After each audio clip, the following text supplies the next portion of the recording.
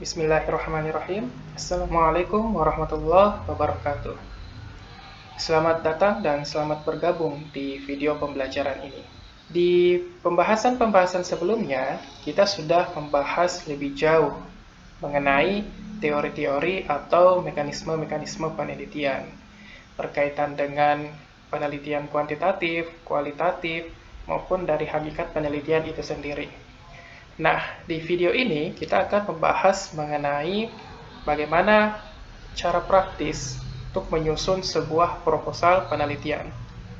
Nah, ini merupakan materi terakhir dalam perkuliahan kita di metodologi riset. Jadi, silahkan perhatikan dan simak baik-baik video ini. Nah, kita sudah memahami bahwa penelitian itu perlu dilakukan, apalagi kalau kita sebagai mahasiswa. Kita akan melakukan yang namanya penelitian untuk mengerjakan tugas akhir kita, berupa skripsi.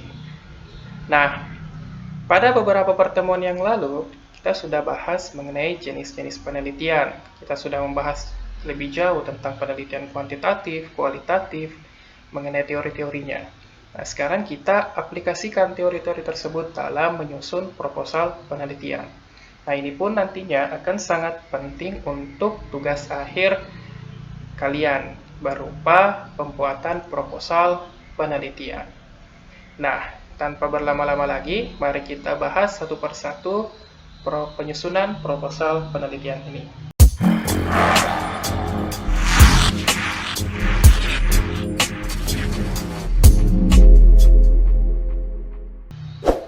Nah, kita lihat, karena kita berada di lingkungan Yak Bone, maka untuk mekanisme atau komposisi penulisan proposal penelitian kita, ya kita harus ikuti panduan dari Yak Bone.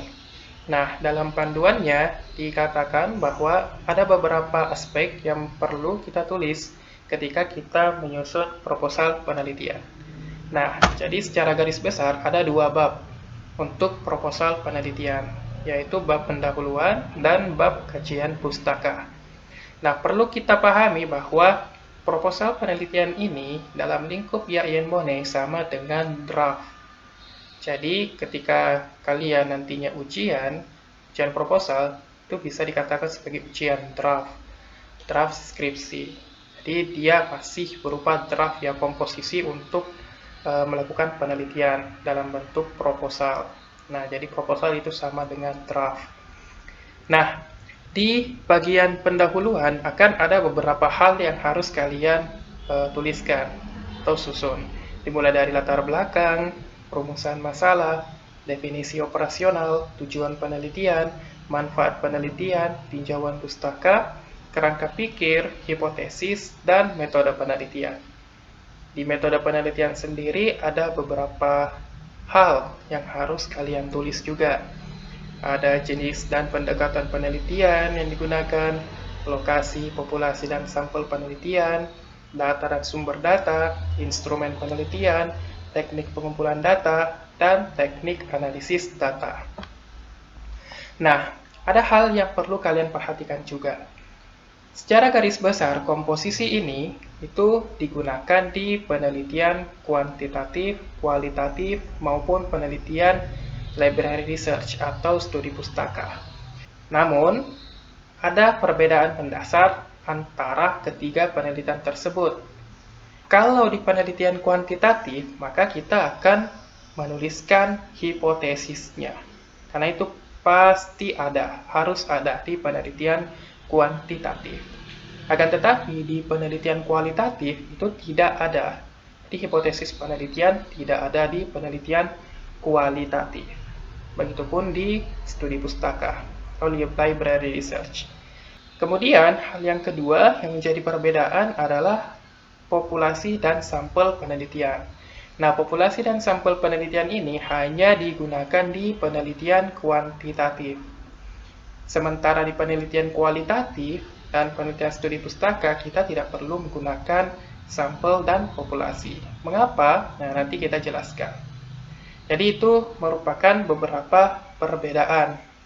Nah, secara garis besarnya, komposisi proposal penelitian sesuai dengan panduan di IAIN Bone seperti ini. Jadi, silahkan ikuti panduan ini untuk menulis atau menyusun proposal penelitian.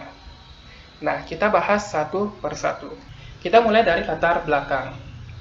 Kalau kita berbicara tentang penelitian, maka kita akan membahas atau menuliskan awal, yaitu latar belakang. Dalam proposal penelitian, latar belakang ini harus mengandung masalah yang kita angkat untuk diteliti. Nah, saya dapat mengatakan bahwa latar belakang ini merupakan bagian dari pendahuluan yang paling menantang untuk ditulis. Mengapa? Karena ketika latar belakang yang kita susun itu sudah bagus, sudah baik, maka kita akan mudah untuk menyusun bagian-bagian yang lain. Misalnya rumusan masalah, tujuan, manfaat, dan yang lainnya. Nah, akan tetapi ketika latar belakang yang kita tulis itu belum baik, belum bagus, maka ini akan menyulitkan kita sebagai penulis. Dan bukan hanya kita, pembaca pun akan bingung dengan penelitian yang kita susun. Nah, maka dari itu, tulislah latar belakang yang sebaik mungkin, semenarik mungkin.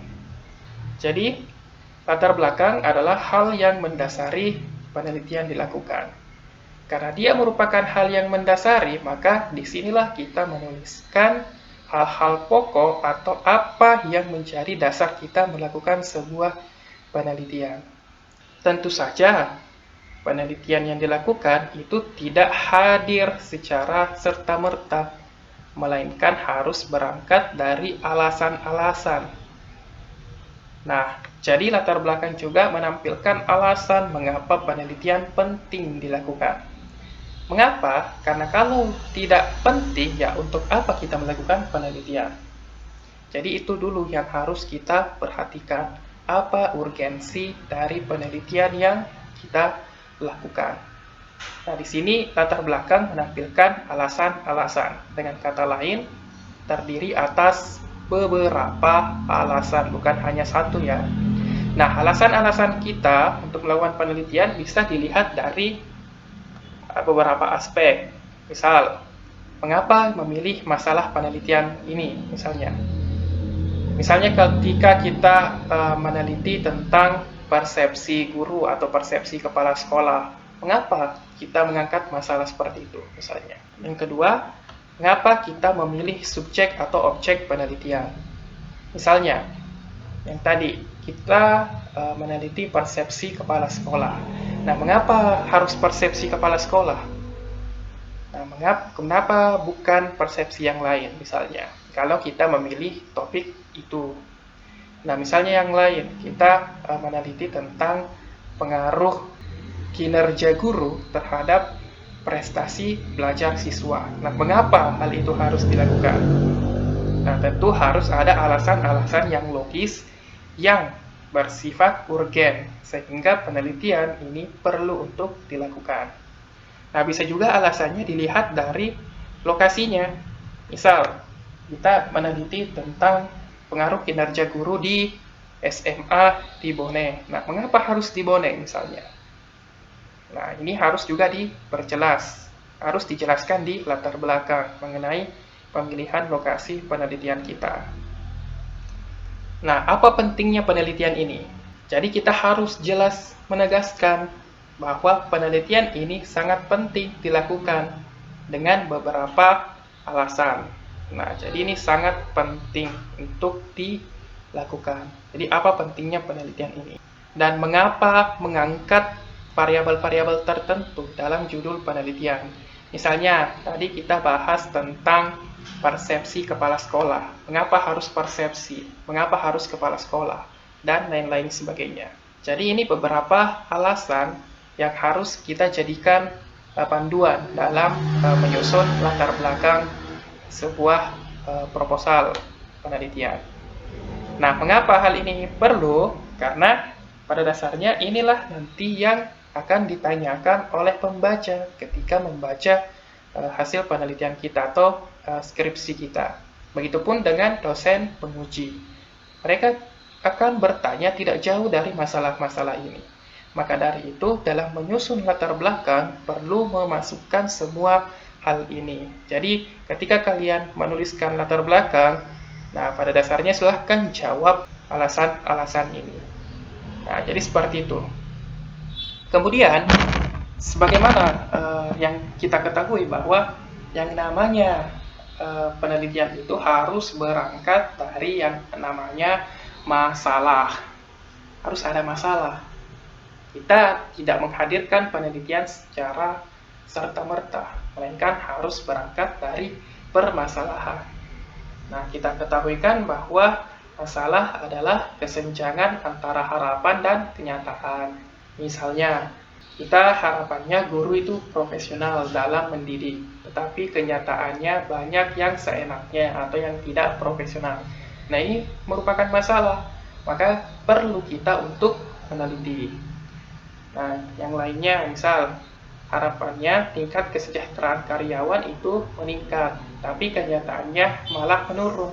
Ini kan hadir masalah. Nah, makanya kita perlu untuk meneliti ini. Yang lainnya, misal kita ingin prestasi belajar siswa meningkat, tapi kenyataan yang terjadi di lapangan justru stagnan atau bahkan menurun. Nah, ini mengapa hal ini bisa terjadi? Nah, kita teliti, karena ada masalah di situ. Dan masih banyak kesenjangan atau masalah-masalah yang lain. Jadi itu, yang menjadi dasar sebuah penelitian adalah masalah. Jadi itu yang pertama kali ditemukan. Apa masalahnya? Apakah masalahnya urgen? Apa masalahnya penting? Atau biasa-biasa saja? Nah, sebagai latar belakang yang baik, maka kita harus menegaskan bahwa permasalahan yang kita angkat adalah permasalahan yang menyangkut kepentingan umum dan sangat urgen atau sangat penting. Nah, dari itu maka penelitian perlu atau sangat penting untuk dilakukan. Nah, ketika kita sudah bisa melakukan hal itu, maka pembaca itu akan semakin tertarik dan dapat mengatakan bahwa ya, penelitian ini penting untuk dilakukan. Jadi seperti itu. Penulisan latar belakang yang baik itu bukan hanya akan menguntungkan kita, melainkan juga akan mempermudah pembaca dan juga kepada dosen penguji kita nantinya kalau ketika kita menyusun skripsi. Nah, jadi tulislah latar belakang yang menjawab alasan-alasan tadi dan juga memang berangkat dari masalah yang urgen atau yang penting. Apa yang perlu kita perhatikan kemudian berkaitan dengan latar belakang adalah dalam pembuatan latar belakang itu kita menggunakan metode atau teknik segitiga terbalik. Nah, jadi bisa kalian lihat di gambar. Nah, jadi kita melakukan penalaran deduktif. Kita mulai dari hal-hal yang bersifat paling umum sampai ke permasalahan yang paling khusus yang menyangkut tentang inti dari penelitian kita atau inti dari judul penelitian kita. Akan tetapi, yang perlu kita perhatikan adalah ketika kita membahas masalah dari yang umum, ya, kita juga tidak perlu terlalu umum. Mengapa tidak perlu yang terlalu umum atau yang paling global? Karena hal itu akan membuat penulisan kita atau penceritaan kita di latar belakang menjadi bertele-tele. Makanya, kita perlu menghindari hal-hal yang paling umum. Misal, ini menjadi menjadi penyakit bagi sebagian mahasiswa ketika menyusun skripsi yang sering saya temukan ketika misalnya ingin meneliti tentang kinerja guru misalnya atau kinerja kepala sekolah dalam proses pendidikan, maka dia akan memulai dari hal yang paling umum, misal tentang hakikat pendidikan, tentang sistem pendidikan nasional. Nah, itu sangat umum, itu sangat global. Dan itu ketika kita tuliskan, itu akan banyak memakan waktu dan juga akhirnya akan membuat latar belakang kita menjadi bertele-tele. Nah, makanya tidak perlu sebenarnya kita memulai menulis latar belakang dari yang paling umum. Dan kalau kita perhatikan di penelitian-penelitian yang ada, baik di jurnal-jurnal penelitian, di tingkat nasional maupun internasional, para penulis biasanya langsung saja to the point kepada apa yang ingin dia teliti. Walaupun pada dasarnya prinsipnya tetap dari umum ke khusus. Kan tetapi penulisan mereka tidak terlalu bertele-tele, langsung hal-hal yang urgennya saja. Nah, dan tetap memperhatikan sistematika tadi dari yang umum, kemudian merujuk menjadi khusus, dan paling khusus ke penelitian kita. Jadi seperti itu. Nah, misal kita beri contoh ya. Misal ada penelitian dengan judul Persepsi Kepala Sekolah mengenai Manajemen Kepala Sekolah yang Ideal, studi kasus seluruh SMA negeri di Kabupaten Bone. Nah, ketika kita ada penelitian seperti ini atau kita ingin meneliti dengan judul seperti ini, nah sebenarnya kita bisa menyusun dari hal yang umum ke hal yang khusus yang tidak terlalu umum. Nah, makanya kita mulai dengan kaitan antara keinginan kita dengan judul penelitian. Tidak perlu terlalu jauh. Jadi, ada beberapa hal yang bisa kita lakukan di latar belakang ini. Nah, kita bisa mulai dengan peran kepala sekolah dalam pendidikan dan manajemen pendidikan. Ini kan tidak terlalu jauh. Kita tidak perlu membahas tentang hakikat pendidikan. Langsung saja, kepala sekolah apa perannya. Nah, dalam proses pendidikan dan juga dalam manajemen pendidikan. Nah, selanjutnya, di paragraf-paragraf berikutnya, ya, kita mulailah kerucutkan. Kita sudah membahas tentang peran, maka kita bahas juga tentang pentingnya manajemen kepala sekolah yang ideal. Nah, jadi kita kaitkan dengan apa yang kita inginkan atau apa yang ingin kita teliti. Kemudian, kita bahas juga kriteria manajemen kepala sekolah yang ideal seperti apa. Kemudian, selanjutnya ya kita kaitkan dengan penelitian sebelumnya. Nah, ini penting karena yang namanya penelitian itu, apalagi dengan judul seperti ini, bukanlah menjadi sesuatu yang baru.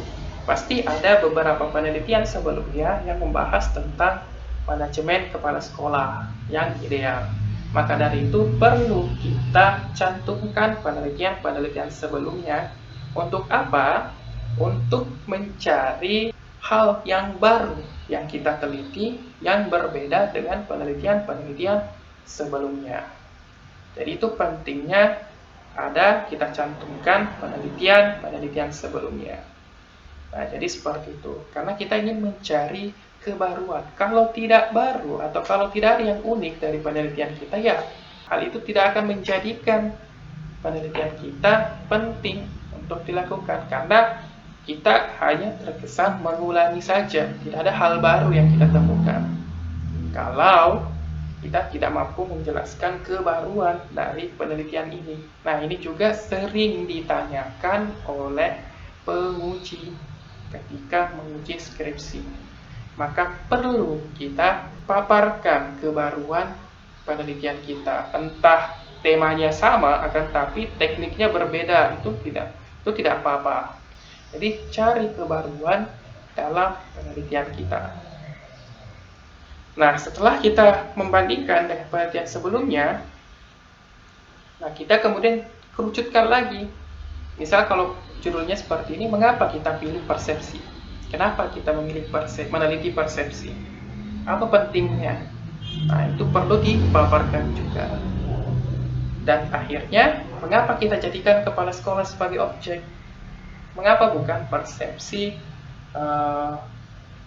guru atau orang tua misalnya? Nah, itu harus dipaparkan dengan jelas. Dan mengapa memilih lokasi ini? Ya. Kemudian, apa harapan dan luaran penelitian yang kita inginkan dari penelitian ini? Karena kita menganggap ini penting, ya harapannya apa? Dampaknya apa ketika kita meneliti ini? Nah, itu harus dijelaskan secara jelas di latar belakang. Maka kita bisa melihat latar belakang yang kita susun dengan judul penelitian ini itu sudah memenuhi prinsip piramida terbalik. Kita mulai dari hal yang umum, yang tidak terlalu umum ya, kemudian kita kerucutkan dan akhirnya merujuk ke judul penelitian kita. Ya, jadi prinsip pembuatan latar belakang ya seperti ini. Kalau secara analoginya, kita harus mampu memaparkan seolah-olah kalau kita tidak meneliti ini misalnya, itu akan terjadi kejadian yang atau akan terjadi malapetaka yang besar. Maka dengan demikian kita harus meneliti ini supaya hasilnya akan membantu mencegah kejadian malapetaka tersebut. Nah, itu analoginya. Itu makanya dalam penyusunan proposal atau skripsi itu hal yang paling menantang adalah di penulisan latar belakang.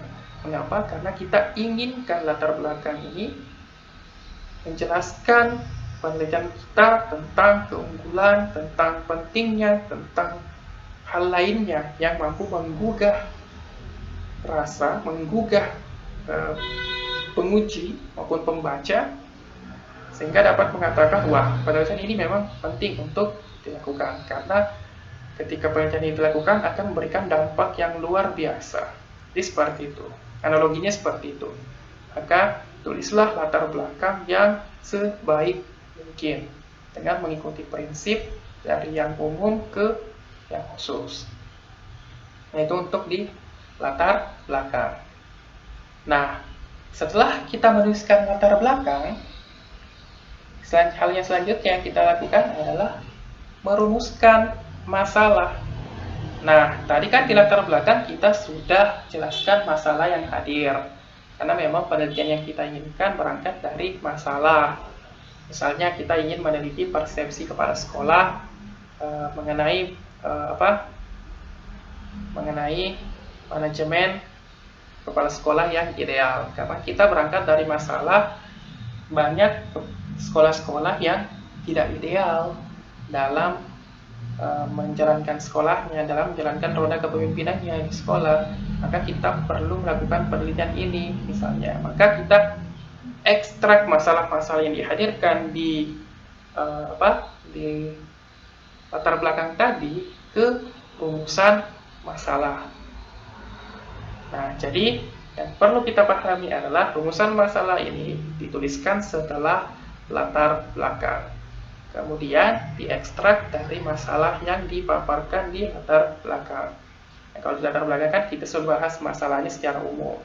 Nah, kemudian kita ambil itu, kita ekstrak menjadi beberapa rumusan masalah. Kemudian ditulis secara singkat, padat, dan jelas. Ditulis dalam bentuk pertanyaan atau pernyataan. Nah, jadi rumusan masalah ini secara umum yang sering kita temukan adalah berbentuk pertanyaan. Akan tetapi bisa juga sebenarnya rumusan masalah ini berbentuk pernyataan. Namun kita ikuti saja panduan yang ada di Yayan Bone. Nah, di panduan Yayan Bone itu diharapkan rumusan masalah dituliskan dalam bentuk pertanyaan. Nah,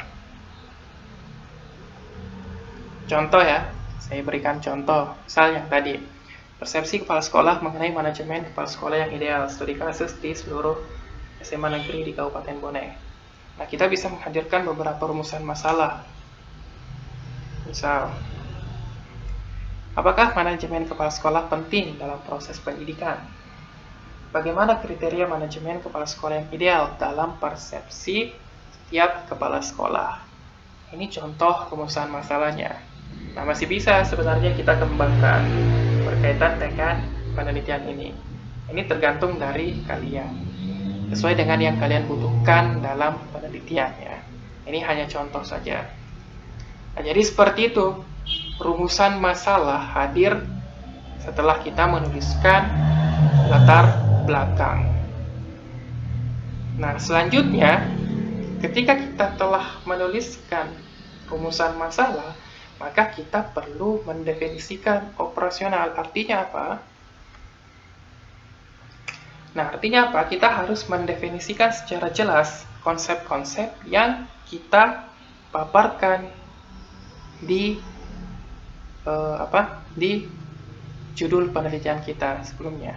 Misal, yang kita ingin teliti adalah persepsi kepala sekolah mengenai manajemen kepala sekolah yang ideal. Maka, di bagian ini kita jelaskan secara padat istilah-istilah teknis yang kita temukan di judul penelitian. Misal kita jelaskan apa itu persepsi, apa itu kepala sekolah, apa itu apa itu kriteria manajemen kepala sekolah yang ideal, dan yang lainnya. Mengapa hal ini perlu dilakukan? Karena ini akan menjadi panduan kita agar penelitian kita tidak lari kemana-mana. Kita jelas menuju ke tujuan tertentu. Nah, ini juga akan membantu pembaca dalam memahami apa yang kita tulis. Maka perlu untuk menuliskan istilah-istilah teknis dalam judul penelitian atau yang kita sebut sebagai variabel-variabel penelitian. Nah, jadi seperti itu. Kita harus paparkan secara jelas. Nah, itu di definisi operasional. Nah, konsep-konsep yang ada dalam variabel judul dan fokus penelitian harus diberikan definisi operasional sehingga jelas makna dan penggunaannya. Nah, jadi seperti itu. Ini di bagian definisi operasional. Selanjutnya, ketika kita telah menuliskan definisi operasional, maka kita tuliskan juga tujuan penelitian. Nah, tujuan penelitian ini adalah apa yang kita inginkan di penelitian yang kita lakukan. Pada dasarnya, tujuan penelitian ini sangat mudah. Mengapa? Karena tujuan penelitian berkaitan erat dengan rumusan masalah. Secara sederhananya, apa yang kalian tulis atau yang kita tulis di rumusan masalah itu juga yang menjadi tujuan penelitian kita. Dengan kata lain, pertanyaan-pertanyaan di rumusan masalah itu kita jawab di tujuan penelitian. Nah, jadi tujuan penelitian ini disesuaikan dengan rumusan masalah penelitian. Kemudian, untuk penelitian kualitatif dan penelitian pustaka, biasanya tujuan penelitiannya untuk mendeskripsikan temuan. Nah, ini berbeda dengan penelitian kuantitatif. Penelitian kuantitatif ini tujuannya adalah membuktikan benar tidaknya hipotesis atau diterima ditolaknya hipotesis yang diajukan. Nah, kemudian kita kembali tadi. Ketika rumusan masalahnya ada satu, maka tujuan penelitiannya juga harus satu. Ketika rumusan masalahnya dua, maka tujuan penelitiannya dua. Begitupun seterusnya. Secara sederhananya, itu tadi, tujuan penelitian menjawab rumusan masalah. Jadi, kaitkan antara rumusan masalah dan tujuan penelitian. Nah, kita ambil contoh yang tadi. Apakah manajemen kepala sekolah penting dalam proses pendidikan? Bagaimana kriteria manajemen kepala sekolah yang ideal dalam persepsi kepala sekolah? Nah, dengan rumusan masalah seperti ini, maka kita dapatkan tujuan penelitian ini seperti berikut. Untuk mengetahui pentingnya manajemen kepala sekolah dalam proses pendidikan. Dan yang kedua, untuk mengetahui kriteria manajemen kepala sekolah yang ideal dalam persepsi kepala sekolah. Jadi sangat mudah, bukan bentuknya? Karena memang pada dasarnya tujuan penelitian ya menjawab rumusan masalah. Jadi bisa sebenarnya kita copy saja dari rumusan masalah ke tujuan penelitian. Kemudian kita ganti dari redaksi pertanyaan menjadi redaksi pernyataan. Nah, jadi seperti itu untuk tujuan penelitian. Selanjutnya adalah manfaat penelitian. Nah, manfaat ini berkaitan erat dengan sumbangsi hasil penelitian. Apa yang kita harapkan dari penelitian kita? Tentunya sebuah penelitian yang baik itu harus memiliki sumbangsi atau memiliki manfaat atau kegunaan baik kepada diri sendiri maupun kepada orang lain atau kepada pihak-pihak lain. Nah, manfaat penelitian ini pada dasarnya terbagi atas dua, yaitu manfaat ilmiah dan manfaat praktis. Nah, kita bisa perhatikan, kalau manfaat ilmiah itu lebih dikaitkan ke manfaat yang bersifat teoretis. Artinya, menjadi sumbangsi atau memberikan sumbangsi atau kontribusi terhadap perkembangan ilmu pengetahuan. Nah, itu manfaat ilmiah yang sama dengan manfaat teoretis. Jadi ada sumbangsi ilmiah ke perkembangan ilmu pengetahuan, baik berupa teori maupun yang lainnya. Nah, yang kedua adalah manfaat praktis. Manfaat praktis ini adalah penelitian yang kita lakukan itu memberikan sumbangsi atau kontribusi yang nyata yang bisa diaplikasikan oleh pihak-pihak tertentu dalam kehidupan. Nah, misalnya contoh yang tadi. Nah, kalau contoh yang tadi, persepsi kepala sekolah mengenai manajemen kepala sekolah yang ideal, nah maka kita bisa menulis manfaat ilmiahnya adalah sebagai bahan kajian tambahan. Nah, yang memperkaya hasanah pengetahuan di bidang persepsi kepala sekolah berkaitan dengan manajemen kepala sekolah yang ideal. Nah, itu secara ilmiah atau manfaat ilmiah. Kalau manfaat praktisnya, maka menjadi panduan bagi kepala sekolah untuk menerapkan manajemen yang ideal. Itu untuk kepala sekolah. Bisa juga kita tambahkan ke pihak-pihak yang lain yang berkepentingan. Misalnya ke pihak guru, ke pihak sekolah, ke pihak orang tua, ke pihak siswa. Nah, manfaat yang mereka rasakan apa? Jadi kita paparkan seperti itu. Jadi ada dua, manfaat ilmiah dan manfaat praktis. Nah, di manfaat praktis ini bisa kita bedakan. Kita bisa bagi lagi manfaat praktis untuk pihak A, pihak B, pihak C, dan pihak-pihak yang lain. Jadi seperti itu.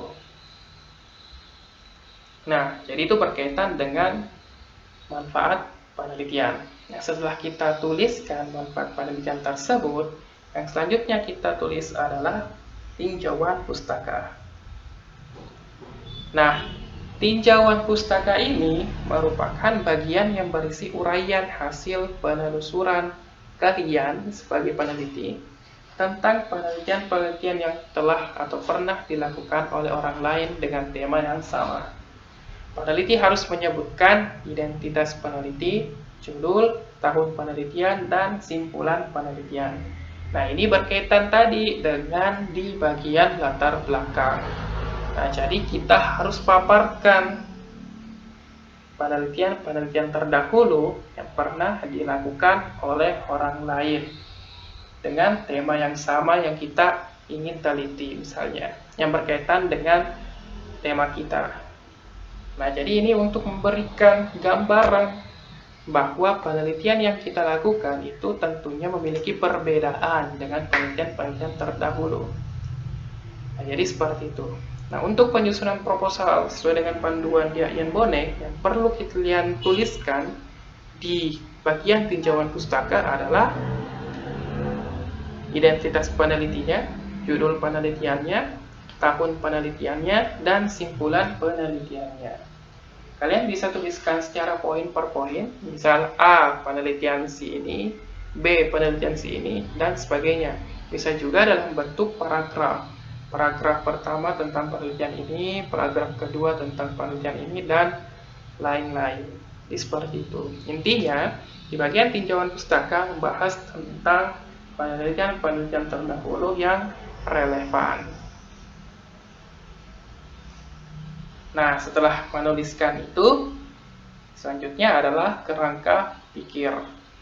Nah, yang namanya kerangka pikir adalah alur berpikir kita dalam melakukan penelitian ini.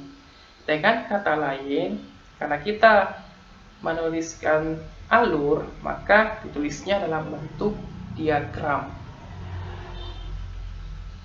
Nah, diagram ini menggambarkan alur berpikir penulis dalam menguraikan fokus masalah atau variabel judul. Pernyataan-pernyataan konseptual yang ada dalam diagram harus diuraikan hubungannya antara satu dengan yang lain, sehingga tampak jelas alur berpikir dari peneliti. Nah, jadi bentuknya seperti ini. Nah, ini contohnya saja ya. Nah, ini contoh penelitian yang meneliti pengaruh dari televisi, media komunikasi di televisi ke anak. Nah, jadi ada sebuah fenomena. Nah, apa yang diterima oleh anak itu ternyata terpengaruh dari media televisi. Nah, maka dia melakukan penelitian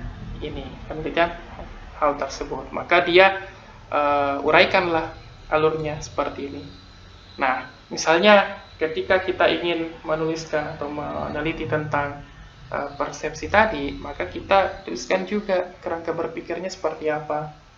Nah, setelah kita buat diagram seperti ini, ya, kita jelaskan hubungan antar unsur di diagram ini. Apa hubungannya televisi dengan media literasi, kemudian yang lainnya. Jadi ini yang disebut sebagai kerangka pikir. Jadi kita mulai dari persepsi misalnya, kemudian apa hubungannya dengan kepala sekolah, kemudian menghasilkan kriteria tertentu yang berkaitan dengan manajemen kepala sekolah yang ideal dan sebagainya. Nah, itu sesuai dengan contoh yang tadi ya. Nah, jadi kita buat dalam bentuk seperti ini, dalam bentuk diagram.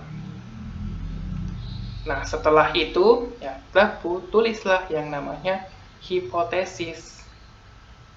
Nah, hipotesis merupakan dugaan atau jawaban sementara penulis terhadap masalah yang kebenarannya masih harus diuji secara empiris. Nah, jadi kalau kita lihat definisinya seperti ini, maka ini hanya berlaku di penelitian kuantitatif. Mengapa? Karena yang telah saya jelaskan sebelumnya, bahwa penelitian kuantitatif tujuannya untuk menguji hipotesis yang diajukan. Nah, makanya hipotesis ini hanya berlaku di penelitian kuantitatif. Contoh, misal ada judul penelitian seperti ini, pengaruh manajemen kesiswaan terhadap prestasi belajar peserta didik di SMA Negeri 2 Bone. Nah, kita kemudian rumuskan hipotesisnya seperti ini. Terdapat pengaruh yang signifikan antara manajemen kesiswaan terhadap prestasi belajar peserta didik di SMA Negeri 2 Bone. Karena kita merumuskan hipotesis seperti ini, maka inilah nanti yang akan diuji dalam penelitian. Apakah betul terdapat pengaruh yang signifikan ataukah tidak? Itu tujuan dari hipotesis. Jadi seperti itu. Ini berlaku untuk penelitian kuantitatif. Nah, setelah kita tuliskan hipotesisnya, kita lanjut ke metode penelitian. Nah, kalau tadi penelitian kuantitatif ada hipotesis, maka di penelitian kualitatif tidak ada. Dengan kata lain, bagian hipotesis kita hilangkan untuk penelitian kualitatif. Nah, kita lanjut. Di metode penelitian ini, kita uraikan beberapa hal berkaitan dengan teknik atau metode yang digunakan dalam penelitian. Nah, jadi ada beberapa hal yang kita paparkan di sini. Pertama, jenis dan pendekatan penelitian. Nah, jenis penelitian ini disesuaikan dengan judul dan tujuan penelitian tadi. Misal, kita membahas tentang persepsi kepala sekolah, maka kita meneliti atau mewawancarai kepala sekolah di semua SMA di Bone. Dengan kata lain, karena kita melakukan wawancara kepada mereka, dan subjek atau objeknya adalah manusia, yaitu kepala sekolah, maka jenis penelitiannya lebih ke penelitian kualitatif. Berbeda halnya ketika kita meneliti pengaruh yang tadi, pengaruh yang judulnya tadi ini, pengaruh manajemen kesiswaan terhadap prestasi pelajar peserta didik. Nah, jadi kita gunakan jenis penelitian kuantitatif untuk menyelesaikan penelitian ini, untuk mendapatkan hasil dari penelitian ini. Karena yang kita teliti adalah pengaruh.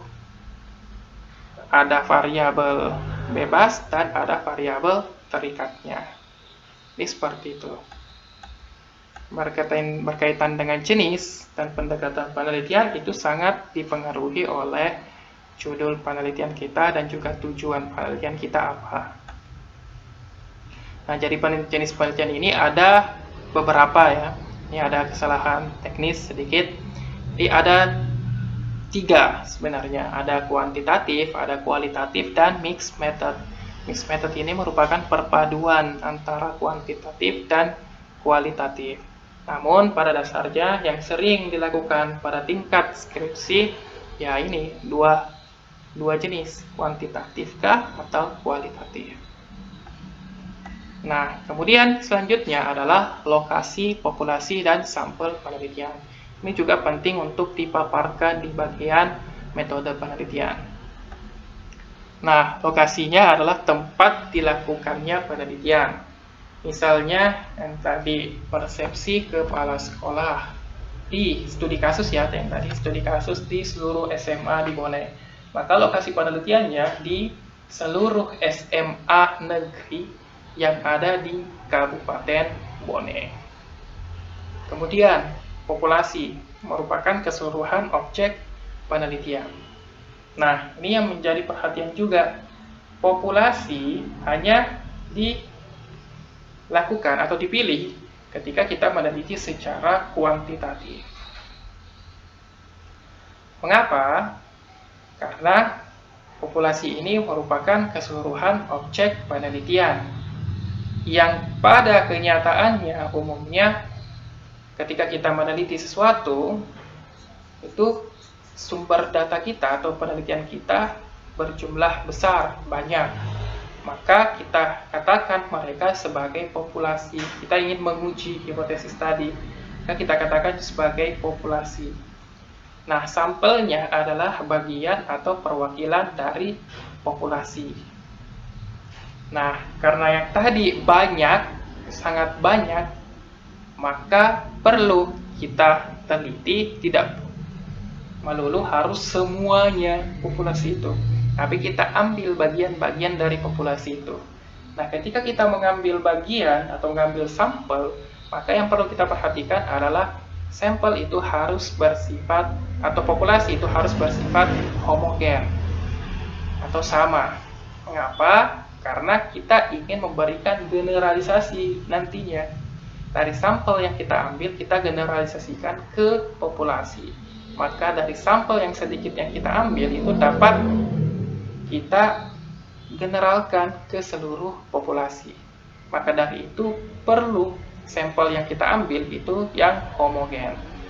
Nah, ini kan kita sudah bahas di teknik pengumpulan data di penelitian kuantitatif. Bagaimana ketika penelitian jenisnya eksperimen, kita ambil populasi sampel yang homogen, kemudian harus bersifat representatif terhadap populasi atau dapat mewakili populasi. Nah, itu untuk penelitian kuantitatif. Jadi sampel penelitian dan juga populasi hanya berlaku di penelitian kuantitatif, tidak berlaku di kualitatif. Karena di penelitian kualitatif, yang kita kedepankan adalah kualitas dari penelitian, di mana objek penelitian kita biasanya berupa manusia. Maka Tidak perlu banyak, yang perlu kita cari adalah mendalamnya informasi yang kita butuhkan. Jadi 2, 3, 4 informan itu cukup untuk penelitian kualitatif. Nah, kita hanya perlu menggali secara mendalam informan tersebut. Makanya, dalam penelitian kualitatif ini sering dikenal teknik in-depth interview atau wawancara mendalam. Karena kita mencari kedalaman kualitas dari penelitian ini. Makanya teknik samplingnya atau teknik pengambilan sampelnya di penelitian kualitatif itu purposif dengan tujuan tertentu. Ketika tujuannya tercapai, maka cukup penelitiannya sampai di situ. Berbeda dengan penelitian kuantitatif yang memang berjumlah objek penelitiannya berjumlah banyak. Nah, makanya kita cukup ambil sampelnya saja yang secara random karena bersifat homogen atau sama, maka kita ambil random saja sampelnya. Kemudian dari hasil yang kita peroleh kita generalkan ke populasi. Nah, berbeda dengan penelitian kualitatif, kita tidak bisa menggeneralkan. Kita hanya bisa membandingkan antara situasi sosial tertentu yang kita teliti dengan situasi sosial lainnya yang mirip. Nah, kita bisa membandingkan, tapi kita tidak bisa menggeneralkan. Jadi seperti itu. Nah, silakan kalian tuliskan lokasi, populasi, dan sampel. Kalau penelitian yang kalian buat, penelitian kuantitatif. Kalau tidak, ya cukup lokasinya saja dan pemaparan mengenai informan yang kalian teliti. Jadi seperti itu. Kemudian, selanjutnya adalah data dan sumber data penelitian. Nah, data ini menjadi hal yang penting dalam penelitian karena inilah yang kita cari dalam proses penelitian. Data ini adalah sesuatu yang diolah, dikaji, dicari dalam penelitian. Misal, kita teliti persepsi kepala sekolah, maka yang menjadi datanya adalah hasil wawancara terhadap kepala sekolah yang ada. Nah, mengenai pandangan mereka atau persepsi mereka tentang kriteria manajemen pendidikan manajemen kepala sekolah yang ideal. Itu datanya. Sumber data adalah asal perolehan data. Dengan kata lain, sumber data dalam penelitian kita adalah dari kepala sekolah. Jadi seperti itu. Nah, sumber data umumnya terbagi atas dua, yaitu sumber primer dan sumber sekunder. Nah, ini biasanya berlaku untuk penelitian kualitatif. Nah, mengapa? Karena sumber data primernya adalah dari objek penelitiannya secara langsung. Dengan kata lain, dari informannya. Nah, sumber sekundernya adalah dari dokumen-dokumen penting, dokumen-dokumen pendukung. Ya, pendukung sumber primer tersebut. Nah, itu yang disebut sebagai data sekunder. Nah, kalau di penelitian pustaka atau library research, umumnya datanya itu berupa data sekunder. Karena berupa teori-teori yang ada di buku. Itu kan sudah merupakan sumber sekunder. Sumber primernya kita tidak kita ketahui lagi karena kita tidak berjumpa dengan orangnya yang menulis buku misalnya yang kita teliti. Jadi kita gunakan data sekunder. Ini seperti itu. Kemudian setelah kita tuliskan hal itu, selanjutnya adalah instrumen penelitian. Nah, instrumen penelitian sendiri adalah alat yang digunakan peneliti ketika melakukan proses pengumpulan data. Nah, instrumen ini pada dasarnya disesuaikan juga dengan jenis penelitian yang kita lakukan dan juga teknik pengumpulan data yang kita lakukan. Nah, misal ketika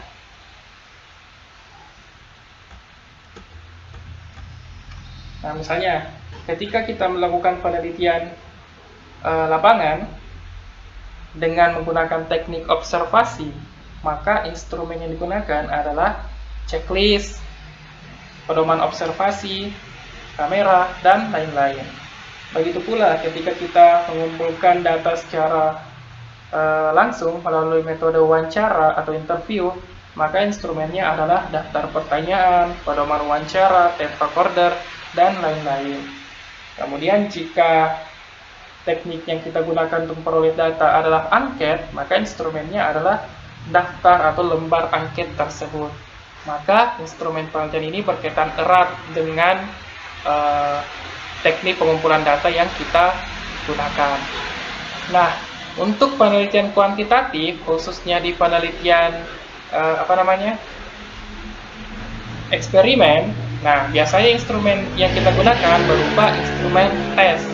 Kita mengetes siswa misalnya untuk melihat perbedaan antara kelas kontrol dan kelas eksperimen. Nah, untuk yang lainnya kita gunakan instrumen non-tes.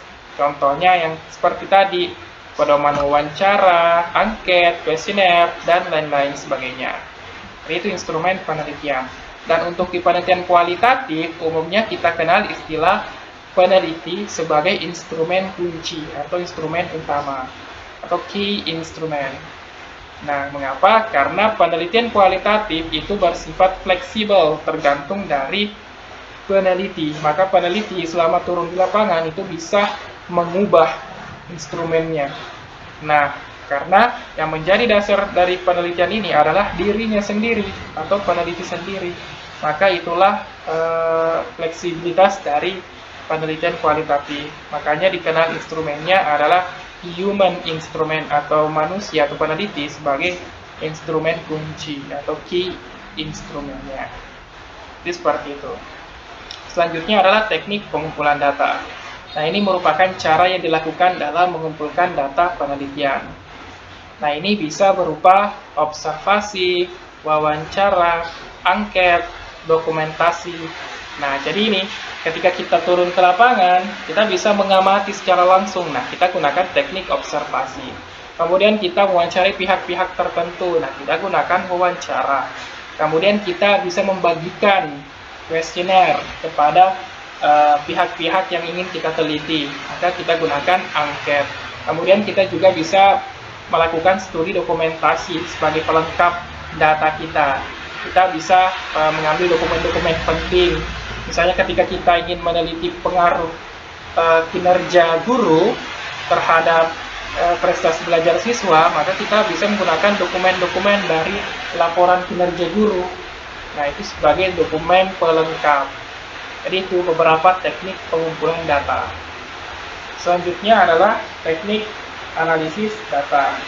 Nah, teknik analisis data ini merupakan cara kita setelah mengumpulkan data, kita analisis data tersebut, kita sintesiskan, kemudian menghasilkan sebuah simpulan dari penelitian.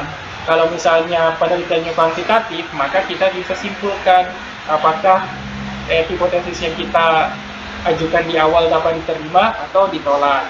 Kalau penelitian kualitatif, ada juga teknik analisis datanya.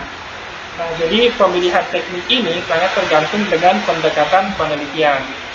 Nah, misalnya kalau kita lakukan pendekatan kualitatif, maka teknik analisis yang digunakan adalah deskriptif kualitatif. Jadi hasil penelitian ini berupa deskripsi ya, kalau di kualitatif. Kalau di kuantitatif, ya menggunakan rumus-rumus statistik yang relevan, karena kita bermain dengan angka-angka. Kemudian kalau pustaka, ya kita gunakan analisis isi atau konten analisis. Nah, setelah itu, kita tulislah kajian pustaka. Nah, di bab 2 ini atau kajian pustaka berisi uraian teoritis terhadap konsep yang ada dalam fokus atau variabel penelitian. Nah, maka yang perlu kita paparkan di kajian pustaka ini adalah teori-teori tentang aspek-aspek yang kita teliti. Misalnya, yang kita teliti tadi, persepsi kepala sekolah mengenai manajemen kepala sekolah yang ideal. Maka yang perlu kita paparkan di kajian pustakanya adalah teori tentang persepsi, teori tentang kepala sekolah, teori tentang manajemen kepala sekolah, dan teori-teori yang lainnya yang berkaitan dengan variabel-variabel penelitian kita. Jadi seperti itu. Nah, kemudian setelah itu, yang terakhir adalah daftar rujukan. Nah, daftar rujukan ini berisi daftar literatur yang kita kutip di dalam proposal kita, yang kita jadikan pula kutipan itu sebagai rujukan dalam penyusunan proposal. Nah, maka dari itu perlu kita tulis rujukan ini, daftar rujukan ini di bagian paling akhir. Mekanisme penulisannya pun harus mengikuti panduan yang ada di pihak YEN-BONE. Nah, kalau mengenai daftar rujukan kan berkaitan pula dengan catatan kaki. Nah, kalau sesuai dengan panduan, ya kita kenal teknik anotasi footnote di YEN-BONE. Maka itu yang harus kalian gunakan.